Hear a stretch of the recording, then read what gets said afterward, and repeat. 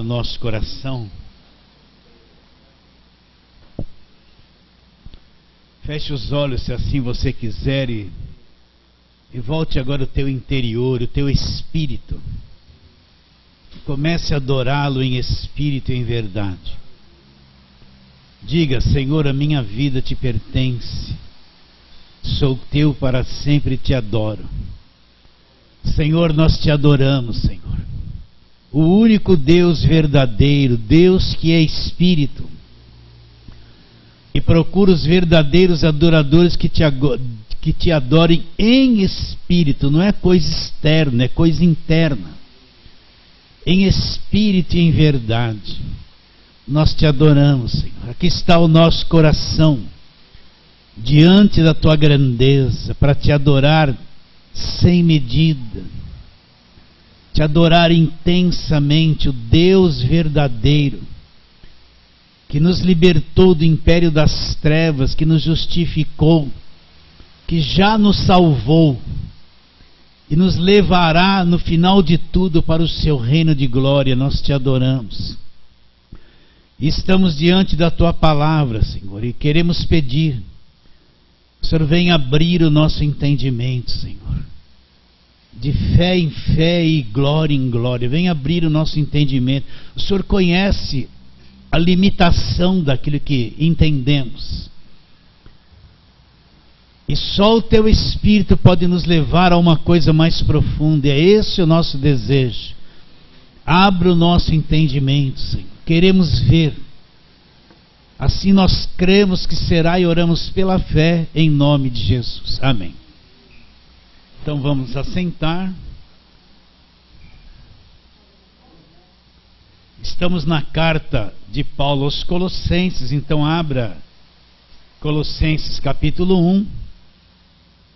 E nós vamos ler do versículo 1 até o versículo 8. Colossenses 1,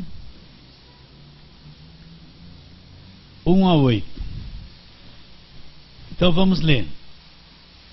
Paulo, apóstolo de Cristo Jesus, por vontade de Deus, e o irmão Timóteo, aos santos e fiéis irmãos em Cristo que se encontram em Colossos, graça e paz a vós outros, da parte de Deus nosso Pai.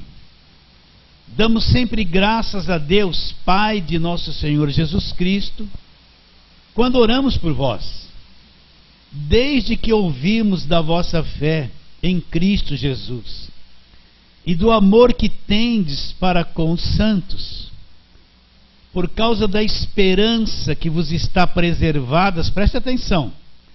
Por causa da esperança que vos está preservada aonde? Na terra ou no céu? Nos céus, da qual antes ouvistes. Como? Pela palavra da verdade. O que é a palavra da verdade?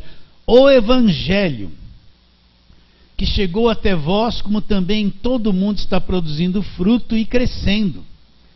Tal acontece entre vós desde o dia em que ouvistes e entendestes. Ouvistes e entendestes o quê? A graça de Deus na verdade.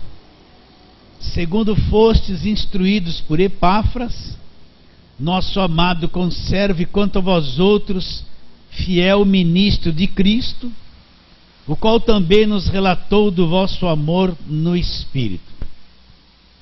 Então a mesma pergunta que eu vou fazer durante muito tempo: por que Paulo escreveu essa carta aos Colossenses? O que estava acontecendo com a igreja? Sempre que Paulo escrevia uma carta para a igreja, ele tinha uma finalidade. Ele sabia o que estava acontecendo com a igreja, ele não estava lá presente. Então ele escreveu uma carta para corrigi-los, exortá-los, consertar alguma coisa, algum caminho que eles estavam trilhando que era errado, para proteger a fé deles, para trazer instrução e mostrar o caminho certo. Então por que Paulo escreveu esta carta aos Colossenses? Porque os Colossenses perderam o ponto central da fé, que era a pessoa de Jesus Cristo e a obra da cruz. Então presta atenção, existe o ponto central da nossa fé. É a pessoa de Jesus Cristo e aquilo que Ele já fez na cruz por nós. Não esqueça. A verdadeira fé cristã, ela só crê em Jesus Cristo, ela não crê em outras coisas, ela não crê em coisas oradas, ungidas, como se pregam e fazem as igrejas por aí nos dias de hoje.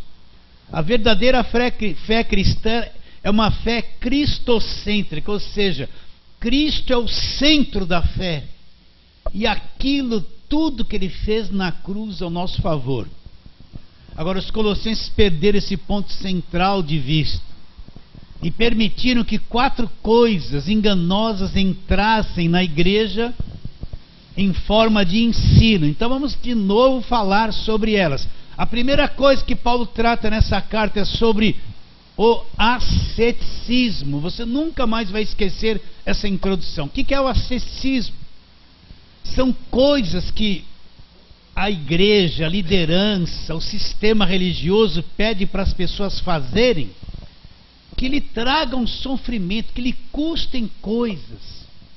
Porque eles dizem, se elas fazerem assim, Deus vai aceitar, elas vão ter crédito diante de Deus. Então, o asceticismo é tudo aquilo que lhe traz penalidade, que lhe custa coisas, que lhe traz preço para pagar, que lhe traz sofrimento. Como que se eu praticando isso eu fosse agradar a Deus, e as portas Deus vai abrir porque eu estou fazendo coisa que me penaliza. Hoje em dia você vê as igrejas pregando que você tem que fazer sacrifício. Sacrifício é dar tudo que tem, ou tudo ou nada. Isso é asceticismo. O indivíduo dá todo o recurso que ele tem, fica sem nada na miséria, para Deus prosperar ele depois. Olha o asceticismo aí. Igrejas que pregam jejum o tempo todo, você tem que ficar sem comer, sem comer, sem comer, porque elas afirmam que se você ficar sem comer, você vai agradar a Deus, você vai ter poder. Aquela casta de demônio que não sai no nome de Jesus, só com jejum que ela vai sair. Vocês estão entendendo? Então a pessoa precisa ficar sem comer. A tua carne quer 3 refeições diárias. Entende? Então, se você ficar 24 horas sem comer, você priva, você traz sofrimento para a tua carne, que tem necessidade de se alimentar no mínimo 3 vezes por dia, moderadamente. Mas eles falam que se você ficar sem comer, olha só a cabeça, bom, vou ficar sem comer um almoço, uma janta, vou me consagrar a Deus, e eu vou ter poder, eu vou alcançar, eu vou ter mais fé. Aí Deus olha a pessoa ficar sem comer e fala: olha, meu filho, está ficando sem comer para tentar alcançar uma coisa que eu já dei de graça para ele através da morte de Cristo na cruz. Só que ele não crê nisso. Então ele está ficando sem comer, anulando a cruz, achando que ficar sem comer vai me agradar. E você vai ver na velha aliança muita prática de jejum. Mas não está escrito que tudo é possível para quem jejua. Está escrito que tudo é possível para aquele que acredita. A fé é uma coisa muito superior a jejum. Existe também o asceticismo psicológico. É tanta coisa que impõe sobre o crente. Olha, você não pode isso, não pode aquilo, tem que estar na igreja segunda, terça, quarta, quinta, sexta, tem que fazer todas as campanhas. Se você quebrar um dia da campanha, o diabo vai te retalhar. Olha, se você não é dizimista, você vai ser amaldiçoado, o cortador vai te pegar, o migrador vai te pegar. Um asceticismo psicológico que traz medo, põe a pessoa debaixo de um jugo para fazer coisas dentro da igreja. Então a pessoa obrigada a estar lá segunda, terça, quarta, quinta, sexta. Ela faltou um dia, a liderança, você faltou, está dando brecha, o diabo vai te pegar, o diabo vai retalhar. Infunde um medo na cabeça da pessoa. E com relação ao dízimo, não deu o dízimo, é ladrão, está roubando a Deus, está debaixo de maldição. Então a pessoa às vezes tem um filho doente precisando comprar um remédio, presta atenção. Mas se não deu, ela só está com o dízimo na mão, ela olha para o filho e está precisando de um remédio. Mas ela vai ter tanto pavor de pegar aquele dinheiro e comprar um remédio, ela é capaz de dar o dízimo e não socorrer o próprio filho, com medo de ser amaldiçoado. Por quê? Porque se falaram que ela não dá o dízimo, ela é ladrão, e o ladrão não tem parte no reino de Deus, ela vai perder a salvação. Então está cheio de gente com asceticismo psicológico. esmagado dentro das igrejas com medo, medo, medo, medo, medo. Liderança que cobra, que controla, que quer saber onde você vai, o que você vai fazer. Ele se divide em células, e nas células tem um líder que controla a vida de todo mundo, manda em todo mundo. Até para o indivíduo numa festa tem que falar para o líder: posso ir na festa? Do aniversário do meu sobrinho, posso ir na festa? Ele vai consultar o outro líder para ver se autoriza ou não. Aí eles vão falar: não, melhor ir para a igreja. Isso também é o ceticismo. Vocês estão entendendo o que eu estou dizendo ou não? É fazer coisas que lhe custem. Aí você vai ler lá o Davi dizendo: jamais vou me apresentar ao Senhor se não me custar alguma coisa, apresentar ao Senhor com mãos vazias. Está lá na Bíblia, é Velho Testamento. Mas na Nova Aliança, Cristo pagou o preço. Eu posso chegar na presença de Deus com as mãos vazias e crer na justificação. Deus vai ficar muito mais contente do que eu dar coisas na ignorância por obrigação e não crer no que Ele fez na cruz. Então está cheio de asceticismo na igreja de hoje. É uma cobrança o tempo todo. É um não pode o tempo todo. Você tem que estar na igreja. Aí aquela mulher que não tem o marido crente, eu falo isso, vocês não precisam ouvir isso, mas quem está na internet precisa. Aquela mulher que não tem o marido crente, que entra numa igreja assim, e vão dar o cargo de obreira para ela. Como é que uma mulher que o marido nem é crente não vem na igreja, a liderança vai dar cargo de obreira e exigir que ela fique lá 5 vezes por semana na igreja? Olha só que ignorância. Isso que é querer começar a destruir a vida de uma pessoa. Aí a mulher vai na igreja, se converte, é obreira. A igreja tem culto segunda, terça, quarta, quinta, sexta e 3 cultos no domingo. O marido nem crente é. Aí começa aquela pressão psicológica: você tem que estar aqui na igreja, você tem que estar aqui na igreja. O asceticismo. Vocês estão entendendo o que eu estou dizendo? Você agora é obreira, você tem que buscar Deus em primeiro lugar. Aí ela começa a dar mancada com o marido, não faz comida, chega atrasado, a semana toda está fora de casa. Ela acha que está servindo a Deus, né? Está destruindo a família. Aí o marido começa a ficar inquieto: essa mulher não para mais em casa, eu chego aqui, não tem janta, está na igreja, domingo sai de manhã, só volta à noite.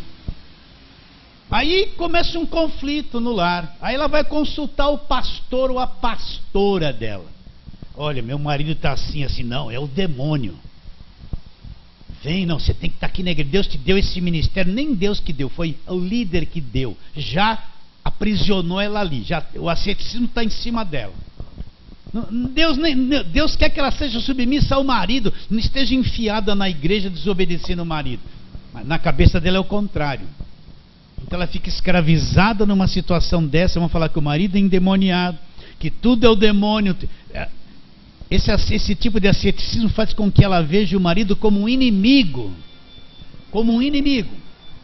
Vocês entendem o que eu estou dizendo? Então está cheia dessas coisas dentro das igrejas. É o asceticismo. Nós vamos ver os colossenses permitiram que isso entrasse na igreja. Qual outra coisa que entrou lá? Gnosticismo. O que é o gnosticismo? A pessoa quer ter experiência com Deus. Então ela quer um Deus que ela sinta na carne. Ela não sabe que Deus é espírito. Não ensinam isso para ela. Então ela quer um Deus que nem quando ele era macumbeiro, ele recebia um guia, se entortava todo, dançava, fumava charuto, fumava cigarro, bebia 1 litro de cachaça, né? Ele quer um Deus que mexa com ele, que descontrole ele.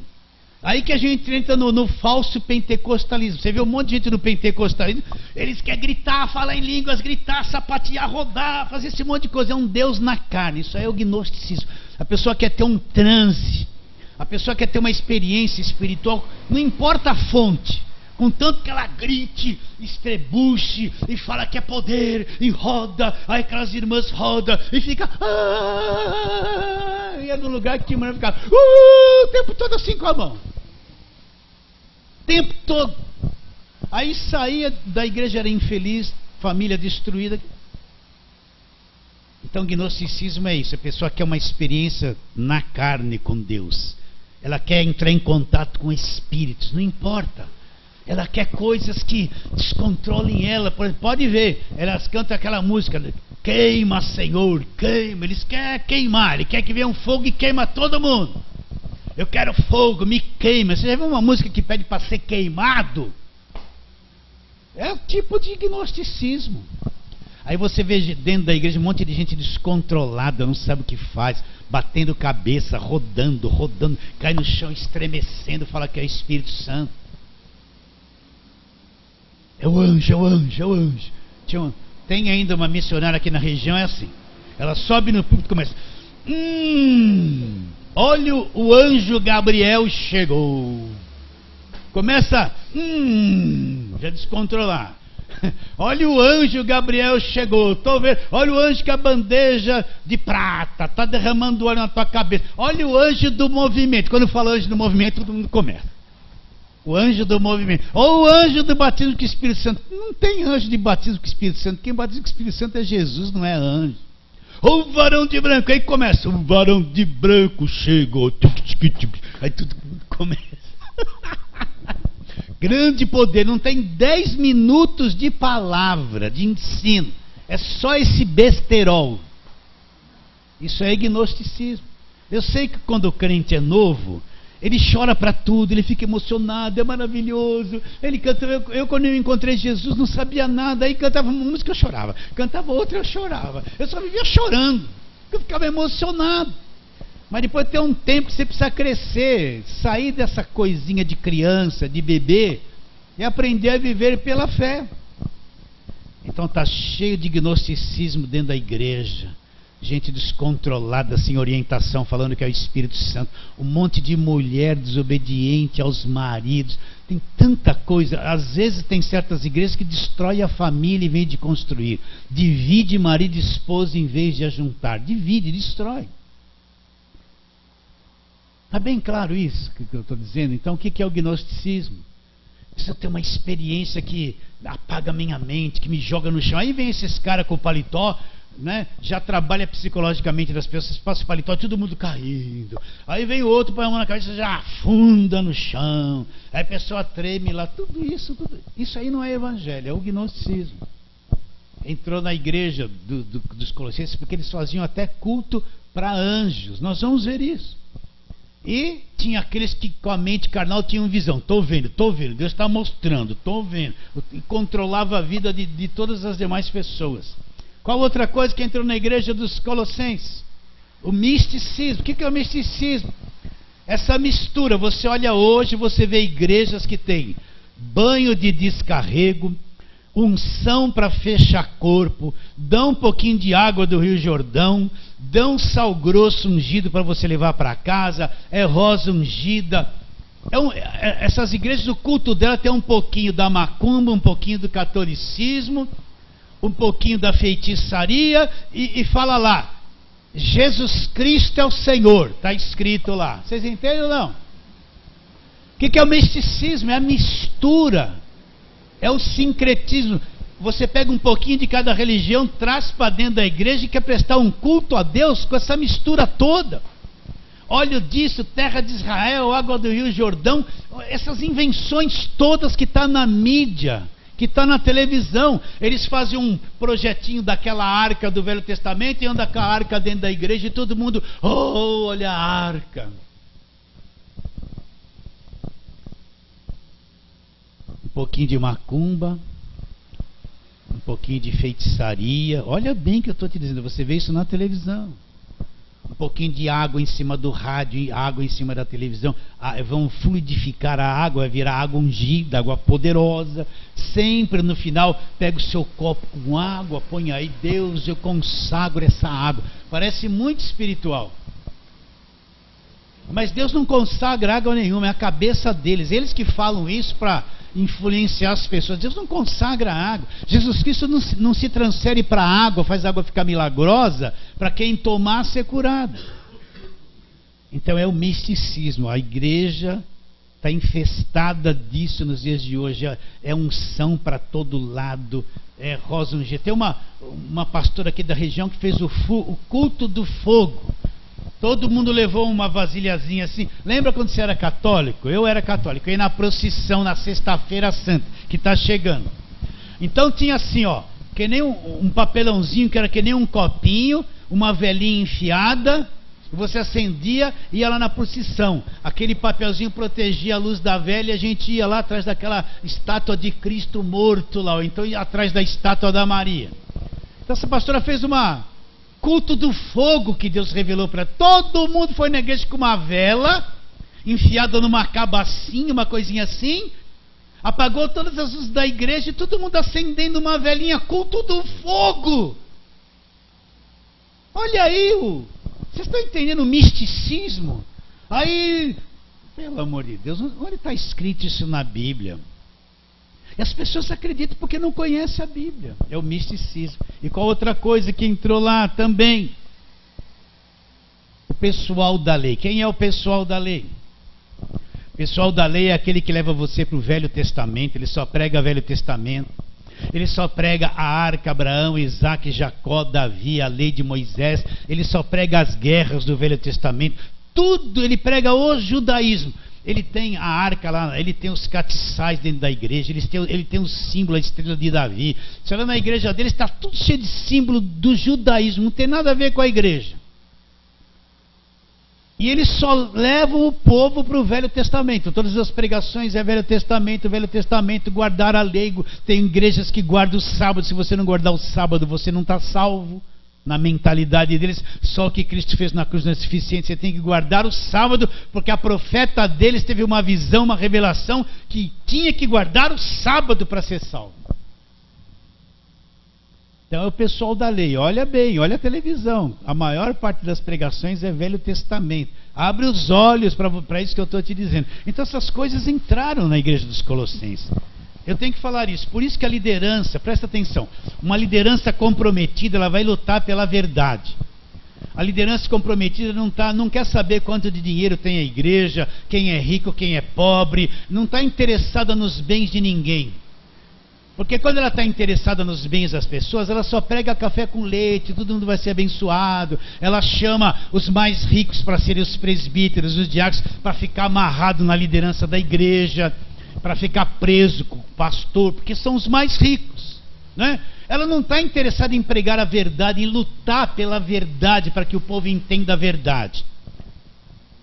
Ele está interessado no dinheiro, em crescer a igreja, em ser famoso, em ter muito recurso, em trocar de carro. Ele vai prometer essas coisas. Agora, quando a liderança está comprometida com a verdade, ela vai pregar o evangelho, então ela vai proteger o rebanho. Como que protege o rebanho? Ensinando a verdade, não deixando entrar nada na igreja que comprometa o evangelho. Nenhuma falsa doutrina que tire Cristo de cena. Nenhuma falsa doutrina que esconda a cruz. Nenhuma falsa libertação que não vem da cruz. A liderança tem que cercar, proteger o rebanho com a verdade. Lutar pela verdade. Isso é lutar pela verdade.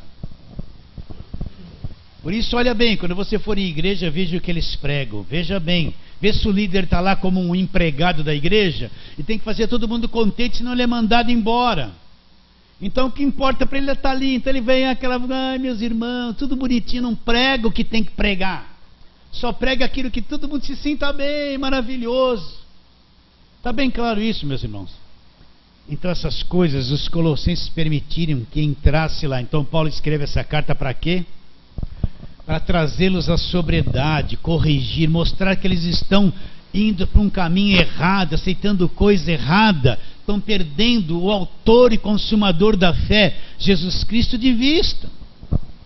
Tem igrejas que você entra hoje e não tem mais evangelho, o que eles pregam não é mais evangelho, é só autoajuda, vai conquistar, vai receber, Deus vai te abençoar, Deus vai te dar. Não tem mais evangelho da cruz, eles não pregam isso há muito tempo. Está bem claro? Você nunca mais vai esquecer isso. Mas vamos em frente. Então Paulo escreve essa carta, ele diz: Paulo, apóstolo de Cristo Jesus por vontade de Deus, e o irmão Timóteo, aos santos e fiéis irmãos em Cristo que se encontram em Colossos. E aí ele sauda a igreja. Qual é a saudação de Paulo? A saudação de Paulo não é a paz de Deus, a paz do Senhor. Ele saudava a igreja assim: graça e paz. Dois pilares do evangelho, da verdade do evangelho: a graça de Deus e a paz. Na semana passada nós falamos sobre a graça. E hoje a segunda palavra, a paz da parte de Deus, né? Então, eu tenho que explicar isso direitinho, porque paz da parte de Deus. Então vamos lá, Gênesis 3, você já sabe isso melhor que eu, é sobre a queda do homem. O crente que não entender a queda do homem, esse capítulo 13, o que aconteceu com a raça humana, ele vai ter dificuldade de entender a graça de Deus, de entender o Evangelho, de entender até a si mesmo, né? Então, capítulo 2 de Gênesis, versículos 16 e 17, Deus deu uma ordem para o homem, né? Você pode comer de toda a árvore do jardim, mas da árvore do conhecimento do bem e do mal você não pode comer, o dia que você comer vai morrer, ele disse, né? Então aí vamos lá, versículo 6, vendo a mulher que a árvore era desejável para comer, agradável aos olhos, desejável para dar entendimento, tomou do fruto, comeu, e também deu ao marido, ele comeu. Abriram-se então os olhos e percebendo que estavam nus, cozeram folha de figueiras e fizeram cintas para si. Quando ouviram a voz do Senhor Deus, que andava no jardim pela viração do dia, esconderam-se da presença do Senhor Deus, homem e mulher, por entre as folhas do jardim. Até aí. Versículo 17 agora, que Deus está falando com Adão, porque ele comeu do fruto. Ele diz assim, e Adão disse, visto que atendeste a voz da tua mulher e comeste de árvore que ordenaram não comeste, presta atenção nisso, maldita é a terra por tua causa, em fadigas obterás delas o sustento durante os dias da tua vida, a terra vai produzir um monte de coisas estranhas, ela produzirá cardos e abrolhos, e tu comerás ervas do campo, no suor do teu rosto comerás o teu pão, até que tornes a terra, pois dela foste formado, porque tu és pó e ao pó tornará. Até aí. Então o que Deus disse para Adão? Adão, porque você comeu do fruto. Deus disse que eles iriam morrer, eles morreram. Eu não vou explicar isso agora. Mas porque Adão comeu do fruto e morreu, ele permitiu que a terra entrasse debaixo de maldição. Então você tem que entender isso. Todo o nosso planeta, esse sistema do planeta Terra, pode ser a natureza, tudo, é um sistema maldito, destruído, pervertido, estragado. O ser humano é um ser estragado. Quando a Bíblia fala que o homem é pecador, não é porque ele comete um pecadinho do lado de fora, é porque ele é um ser deformado por dentro, ele tem um coração enganoso, ele é mentiroso, ele é falso, ele é isso por dentro. Toda a raça humana é assim. E todo esse sistema, toda essa sociedade é uma coisa corrompida. O ser humano, ele é corrompido, ele é estragado. O pecado é o que ele se tornou. Ele se tornou algo que só produz coisas erradas diante de Deus. Então todo esse nosso planeta entrou debaixo de maldição por causa do pecado, se estragou. Repare bem. Um animal começou... O que os animais comeriam? Ervas do campo. A coisa ficou tão pervertida que um animal começou a matar o outro para comer. Nós passamos a comer também os animais, mas não era assim no princípio. A coisa ficou pervertida que a própria criação começou a se autodestruir e se autocorromper um com os outros. Então esse mundo que nós vivemos é um mundo destruído, estragado, pervertido. Afetou toda a raça humana. Até os vegetais, eles vivem, apodrecem, secam e morrem. Os animais se um sobrevive comendo o outro. O peixe maior engole o peixe menor. O animal mais forte come o animal mais fraco. Uma lagarta come uma outra coisa, mas um come o outro. Não era assim. Olha, maldita é a terra por tua causa. Um ser humano mata o outro, destrói o outro, rouba o outro, tal. Não tem sentimento. Eu não consigo falar o que eu entendo aqui, me expressar mais profundamente. Só o Espírito para te levar. Então, quando Deus olha para o planeta Terra, presta atenção. Ele vê um caos, uma raça humana num caos, uma raça humana pervertida, morta, destruída, depravada, estragada. Ele olha essa sociedade destruída, corrompida. todo esse sistema se tornou inimigo de Deus, anti-Deus. Esse mundo que nós vivemos, tudo que rege ele é anti-Deus, é inimigo de Deus. É destruição, é corrupção, é tudo aquilo que desagrada a Deus. Então tem que ter clareza que tudo isso é um sistema inimigo de Deus. Inimigo de Deus. Não tem paz com Deus. Não pode conhecer a Deus. É incapaz de se achegar a Deus. É incapaz de entender Deus. Porque se eu não entender que eu sou estragado, e que todos nós somos estragados mesmos, nós não temos consciência disso. A gente acha que é um pouquinho bonzinho. A gente fala alguma coisa sobre a vida de alguém e condena com a maior facilidade, mas nós somos talvez pior que eles. Você já descobriu que você é um defeito só? Você já descobriu que você tem potencial para mentir, para enganar, para fazer tudo que é errado? Está aí tudo camufladinho na tua carne. Dá uma chancezinha para ver o que você é capaz de fazer. Inimigos de Deus. Não tem paz com Deus. Esse mundo não tem paz com Deus. Não tem paz. Se tornou inimigo de Deus. Um Deus santo, puro, incorruptível. O nosso sistema corrompido, estragado, totalmente contrário. Inimigo de Deus.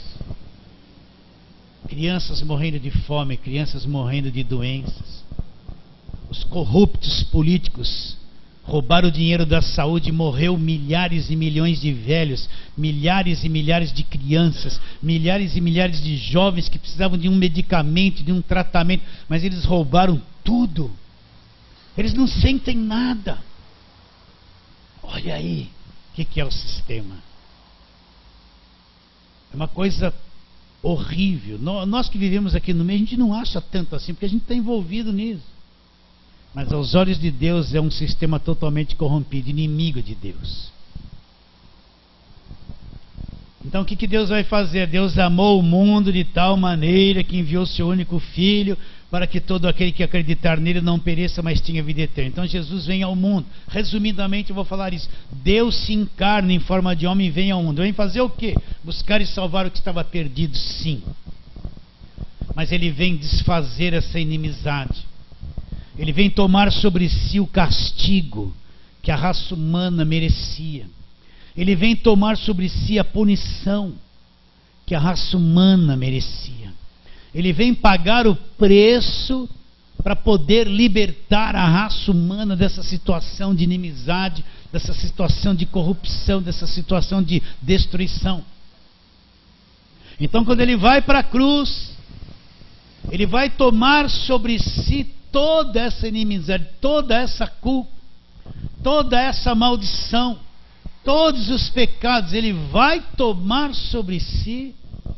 É o único meio de o homem voltar para Deus, Deus salvar o homem, tirar o homem dessa destruição. Então quando ele vai para a cruz, é o único meio, não tem outro caminho. Ele vai tomar sobre ele a iniquidade de todos nós, a dívida de todos nós, o pecado de todos nós. E ali na cruz, ele vai pagar o preço da nossa redenção. Então não tem uma obra que o homem possa fazer que vai redimir ele dessa inimizade, dessa escravidão. Eu posso ser religioso, bem educado, eu posso ter 5 faculdades, ser poliglota, eu posso fazer caridade, mas nada disso me une a Deus e tira a inimizade do pecado entre Deus e os homens. Nada disso. Nenhuma boa obra elimina, derruba a parede da separação. Então Cristo vem, Deus em forma de homem, vai tomar esse mal sobre ele, vai tomar o castigo que a raça humana merecia sobre ele, vai tomar sobre ele a culpa, a dívida, e na cruz do Calvário ele vai desfazer essas coisas todas na cruz do Calvário. Por isso que a morte de Cristo na cruz é a coisa mais gigantesca e gloriosa que existe. Por isso que nascer ele falou: faça isso em memória de mim. Ceia não é comemorar a morte do Senhor. É sempre trazer à memória os feitos da cruz. Cristo ressuscitou, está vivo, sim. Mas a ceia, uma das expressões máxima dela, é sempre lembrar o sacrifício da cruz. Não é lembrar do morto, porque ele não está mais morto. Mas lembrar da obra perfeita da cruz. O que já foi feito por cada um de nós. Então, quando Paulo fala graça, ele sabe o que está dizendo. E quando ele fala paz, ele tem tudo isso em mente, o que Cristo já fez por nós na cruz. Ele não está falando paz levianamente, sem saber o que está dizendo. Ele está dizendo que é uma paz que vem de Deus. Graça e a paz que vem de Deus Pai, de nosso Senhor Jesus Cristo. Então, o único meio de Deus trazer o homem de volta, de ter paz com o homem, era removendo a parede da separação. E onde foi isso removido? Na cruz do Calvário. Está bem claro isso. Eu teria que gastar a aula toda de hoje para te explicar, se ficar em cima disso, mas vamos em frente. Então vamos para a palavra de Deus. Vamos lá, Romanos capítulo 5.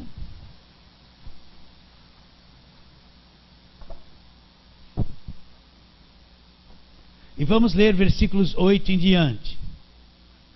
Para entender por que Paulo fala graça e paz da parte de Deus. Nós estamos em paz com Deus agora, acabou a inimizade. Toda a inimizade entre eu e Deus caiu na cruz. Toda a culpa que eu tinha, que eu era contra Deus, caiu na cruz. A minha dívida caiu na cruz. O horror desse sistema foi desfeito na cruz. Então agora eu tenho paz com Deus, Deus está em paz comigo. Então vamos ler. Romanos 5:8. Mas Deus prova o seu próprio amor para conosco, pelo fato de ter Cristo morrido por nós, quando, sendo nós ainda todos estragados, pecadores, logo muito mais agora, sendo justificados pelo sangue, seremos salvos por ele da ira. Porque se nós, quando inimigos, presta atenção nisso, porque se nós, quando inimigos, era isso que nós éramos, o que nós fazíamos, o que nós éramos, inimigos de Deus. Porque se nós, quando inimigos, fomos reconciliados com Deus, como? Mediante a sua morte, a morte do seu Filho. Muito mais agora, estando reconciliados, seremos por ele salvos pela sua vida. E não apenas isso, mas também nos gloriamos em Deus por nosso Senhor Jesus Cristo, por intermédio de quem recebemos agora o quê? A reconciliação. Então na cruz, a morte dele na cruz, me reconciliou com Deus, me trouxe paz com Deus, tirou a parede da separação entre eu e Deus. Agora que eu creio em Cristo, sou salvo, não tem mais parede de separação entre eu e Deus. Não tem mais, Deus abre a porta entre eu e Deus. Já foi tudo aberto, a porta é Jesus. Não tem mais obstáculos entre eu e Deus. Eu não tenho que pagar nada para se remover alguma coisa entre eu e Deus. Eu não tenho que me sacrificar por nada para tentar remover alguma coisa para mim me achegar a Deus. O meu dinheiro não me traz isso. Eu dando dinheiro não resolve o problema para mim me achegar a Deus. Tudo isso é mentiroso. É o falso evangelho. A morte dele na cruz removeu. Então você tem que entender isso. Entre eu e Deus não tem mais inimizade, não tem mais culpa, não tem mais barreira. Eu creio em Cristo, sou salvo, eu tenho a graça de Deus que me salvou. E não tem mais barreiras entre eu e Deus. Eu sou defeituoso, cometo erros e pecados, mas não tem mais barreira entre eu e Deus. Cristo removeu, eu estou em paz com Ele, Ele está em paz comigo. Você consegue acreditar que entre você e Deus não tem mais obstáculos? Então não tem mais nada para cair. Não tem mais muralha de Jericó para me derrubar, aquilo é passado. Gigante Golias caiu, não tem mais gigante Golias. Eu não preciso ficar subindo num monte lá e ficar de madrugada gritando. Não tem mais barreiras entre eu e Deus. Caiu tudo na cruz. Agora, quem não entendeu isso, quando ele vai orar, a oração não vai passar do teto. Ele está orando e não acreditando em nada do que está orando. Por quê?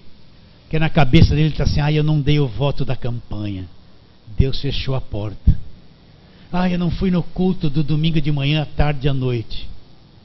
Deus já virou o rosto para mim. Eu não tive dinheiro para dar o dízimo, já vou para o inferno.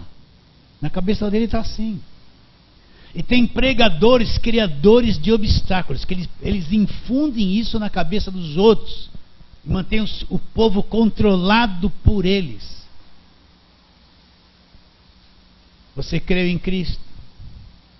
Está salvo, não tem mais parede de separação. A morte de Cristo na cruz removeu tudo. Você tem que acreditar. E Deus não está assim, seja perfeito. Ele sabe que eu nunca vou ser perfeito aqui na terra. É que nem o pai que não exige perfeição do filho. O filho lá está com 3 semanas, ele vai falar: anda! Não vai andar, vai apanhar. Não, ele não tem condições de andar. Assim somos nós, não temos condições de ser perfeitos. Nós temos lá com aquela perninha torta, assim, uma dificuldade. Deus não está cobrando nada. A religião é que cobra. São os pregadores de obstáculos que mais tem hoje, que põem isso na cabeça da pessoa, que cobra. Não é Deus que está cobrando. Então, logo muito mais, vamos lá, versículo de número 10. Porque se nós, quando inimigos, fomos reconciliados com Deus, mediante a morte do seu Filho, muito mais agora estando reconciliados, olha, já estamos, seremos salvos pela sua vida, essa nova vida que foi posta dentro de nós, nós seremos salvos. Essa é a vida de Cristo, Ele é a nossa vida, seremos salvos pela sua vida. Está bem claro isso na sua mente? Então não tem mais barreiras. Quando eu não entendia isso, eu vivia pesado. Cristianismo era pesado, ser crente era pesado, era tanta cobrança, tanta dificuldade. Eu me esforçava para fazer tudo certinho, mas não conseguia, vivia sempre pesado, acreditando: olha, eu falei nisso, falei naquilo, olha, o diabo vai retalhar, a ameaça do diabo, o demônio está ao meu redor, cirandando, sabe, acreditando nesse evangelho de destruição, evangelho que não é evangelho, é mais culpa que é evangelho. Mas quando entende isso, acabou tudo. Livre, eu conhecereis a verdade vos libertará. Colossenses 1, onde nós estamos? Vamos lá, Romanos, Colossenses, chegamos lá. Nós vamos rever isso de novo mais para frente. Colossenses 1:20, olha lá. E que havendo feito a paz, meu Deus, está escrito isso. E que havendo feito a paz pelo sangue da sua cruz. O que removeu a parede da separação? O sangue da cruz. E que havendo feito a paz pelo sangue da sua cruz, por meio dele reconciliasse consigo mesmo todas as coisas. Olha quais níveis foram reconciliados. Quer sobre a terra e quer nos céus. Para aí. Então Cristo, por meio do sangue, reconciliou os céus e a terra. Mas o que é da terra que está reconciliado com os céus? É a igreja, somos nós. Todo aquele que crê, estamos reconciliados, céu e terra, estamos reconciliados com Ele, pelo sangue da sua cruz, estamos em paz. Agora isso aqui é uma carta escrita para a igreja, não é para quem está perdido, quem está em religião que não tem nada a ver. Não, isso aqui é para crente, é para a igreja, para salvos. É a linguagem dos salvos. Agora quem está perdido, nunca encontrou Jesus, não crê em Jesus, é ateu, seja lá o que for, não tem nada de reconciliação para ele não é igreja. Mas se ele se converter, isso faz parte da vida dele. Acabou, está reconciliado. E que havendo feito a paz pelo sangue da sua cruz, por meio dele reconciliasse consigo mesmo todas as coisas, lá, quer sobre a terra e quer nos céus. Céus e terra reconciliados. Jesus está assim, é como Jesus, aquela velha história, Jesus está com as mãos estendidas, segurando a mão dos homens salvos, e a outra mão estendida, segurando a mão de Deus. Só para uma ilustração de criança. Ele ligando os homens a Deus. Ele é o intermediário. Ele trouxe a paz. Ele resolveu o problema. Ligando céu e terra. Terra e céu. Continua. E vós outros, que também outra hora éreis estranhos e inimigos aonde? No entendimento. Estranhos e inimigos no entendimento, pelas vossas obras malignas. Agora, porém, você reconciliou aonde? No corpo da sua carne. Por que ele fala corpo da carne? Porque foi na carne de Jesus, naquele corpo como de um cordeiro, que ele sofreu a penalidade do meu pecado. A carne ali foi crucificada. O castigo caiu sobre a carne dele. E que havendo, ele nos reconciliou no corpo da sua carne mediante a sua morte, para apresentar-vos perante ele santos, inculpáveis e irrepreensíveis. Então, como que ele me apresenta agora diante dele? Ele me apresenta santo, sem culpa e irrepreensível. Mas eu não me vejo irrepreensível. Eu não me vejo. Mas a justiça de Cristo que me justificou me torna irrepreensível. Então Deus me apresenta através de Cristo para ele. Uma pessoa santa, é Deus que me apresenta. Não é o meu esforço, não é o meu jejum, não é meu sacrifício, não é minha oferta, não é dízimo. Deus me apresenta para ele santo, sem culpa e irrepreensível. Está escrito isso aí na sua Bíblia? Você já entendeu isso? Já entendeu de verdade? Está aí. Vamos outro texto, lá na Velha Aliança, Isaías 53, né? Isaías 53.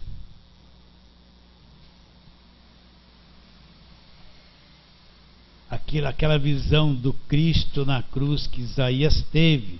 Mas vamos ler só sobre o castigo que nos traz a paz. Então Isaías 53, 5. Mas ele foi traspassado pelas nossas transgressões e moído pelas nossas iniquidades. Agora presta atenção. O castigo que nos traz a paz. Paz com quem? Paz com Deus. O castigo que nos traz a paz estava sobre ele, pelas suas feridas, pisaduras, chagas. Fomos sarados. Então o castigo que a raça humana merecia, a punição estava sobre ele lá na cruz. O castigo que nos traz a paz com Deus, que removia a parede da separação, estava sobre ele. E pelas chagas, pelos seus machucados nas mãos, os açoites nos pés, pelas feridas dele, nós fomos sarados. Esse sarado aqui não é só, a pessoa só prega cura física.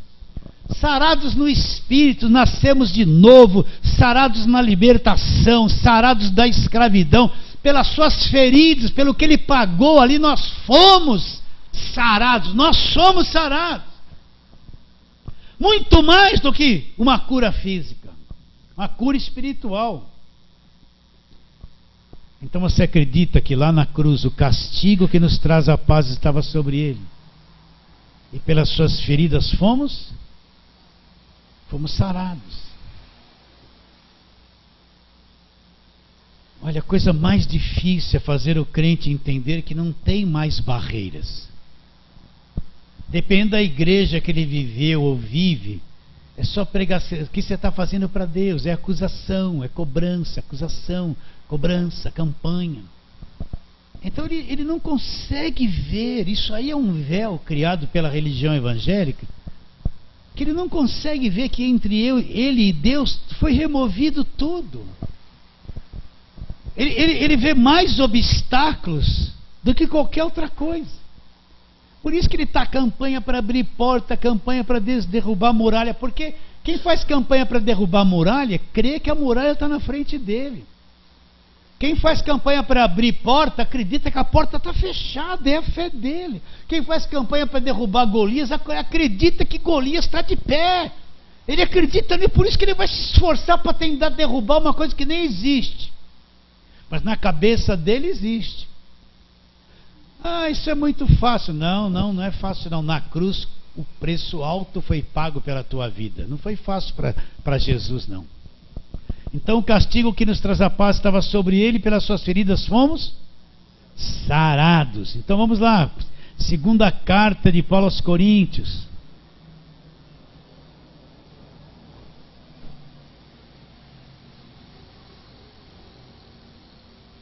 Capítulo 5.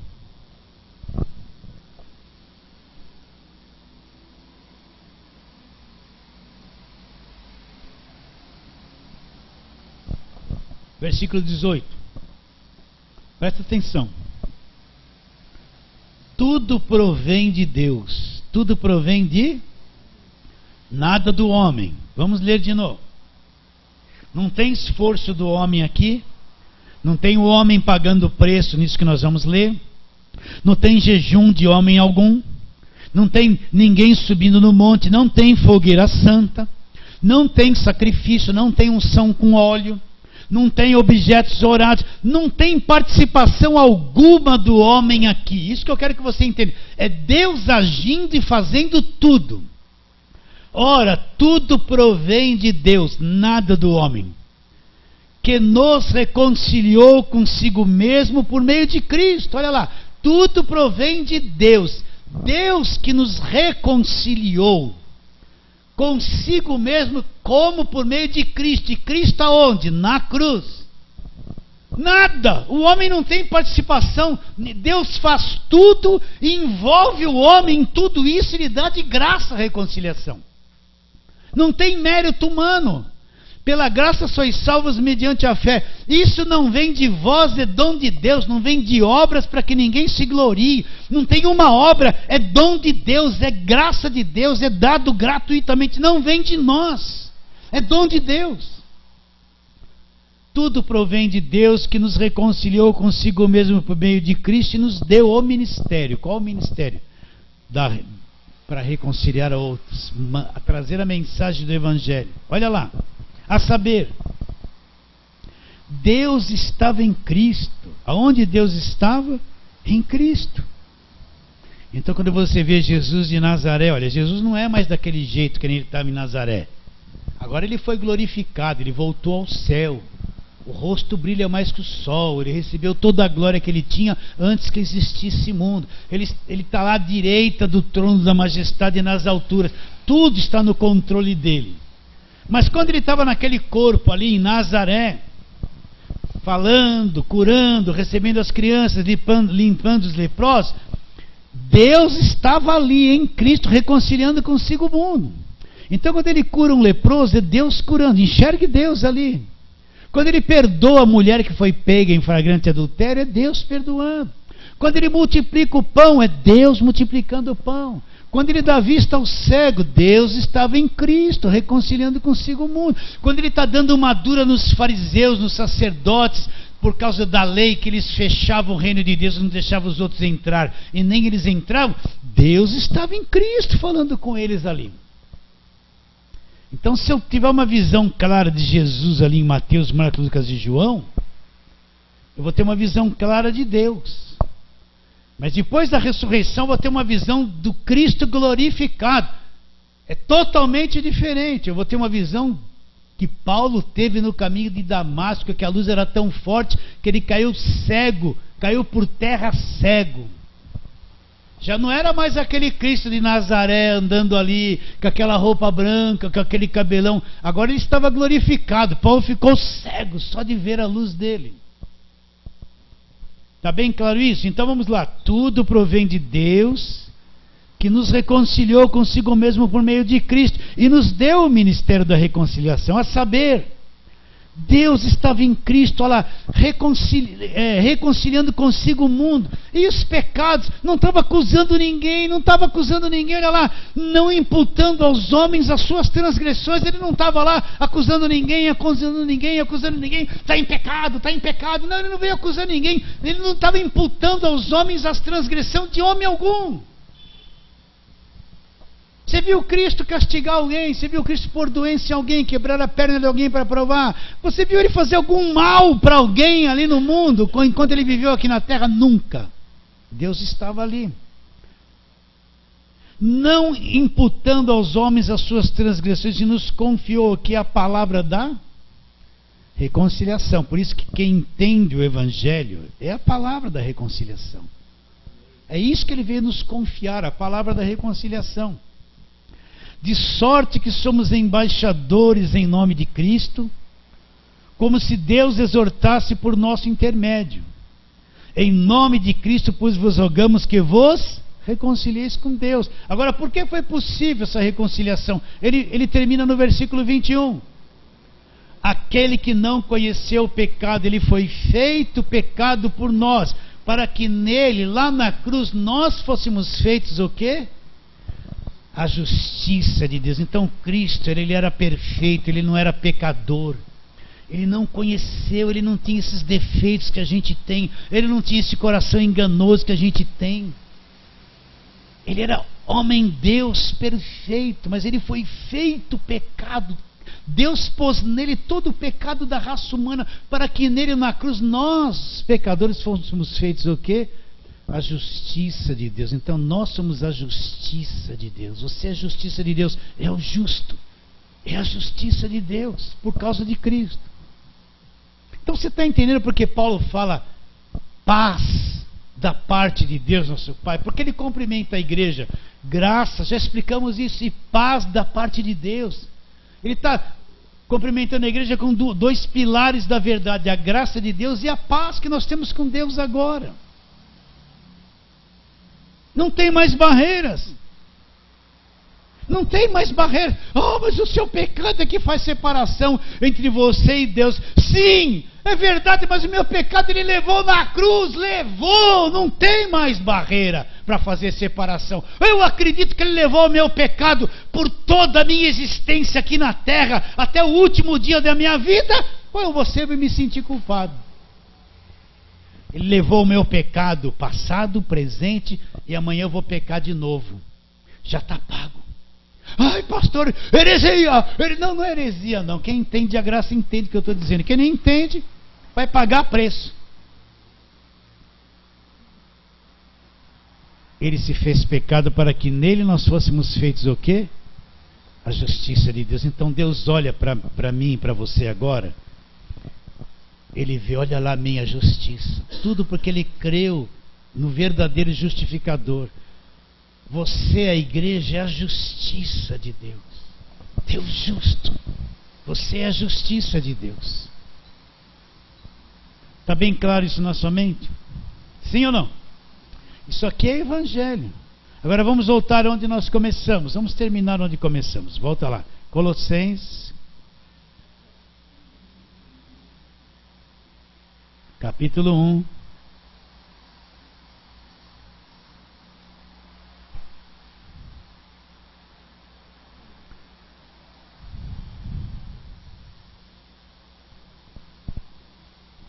Versículo 1 e 2. Paulo, apóstolo de Cristo Jesus, por vontade de Deus, e o irmão Timóteo, aos santos e fiéis em Cristo Jesus que se encontram em Colossos, graça e paz a vós outros, e isso da parte de Deus. Agora, o livro anterior a Colossenses é Filipenses. Abra lá, Filipenses 4, 6 e 7. Filipenses 4, 6 e 7. Uma folha ou duas antes.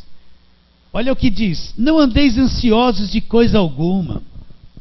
Em tudo, porém, sejam conhecidos diante de Deus as vossas petições, pela oração, pela súplica, com ações de graça. E a paz de Deus, não é paz do homem, não é paz do mundo. E a paz de Deus, é a paz de quem? De Deus. Essa paz que Paulo está falando, e a paz de Deus que excede todo o vosso entendimento. O que essa paz vai fazer? Guardará o vosso coração e a vossa mente aonde? Em Cristo. Então essa paz que foi conquistada pelo Senhor Jesus na cruz, ela vai fazer uma coisa. Ela vai guardar a minha mente. A minha mente não está cheia mais de acusação. Minha mente não está mais cheia de condenação. Minha mente não tem mais aquele sentimento que Deus me rejeita porque eu sou defeituoso. Não tem rejeição. A minha mente tem paz. A paz de Deus guarda a minha mente, guarda o meu coração em Cristo. Eu conheço o Evangelho. Você conhece? Sim ou não? para terminarmos, toda a parede da separação caiu na cruz. Deus está em paz conosco, nós estamos em paz com Deus. Fala assim, amém. Então vamos terminar por aqui. Graças a Deus, né?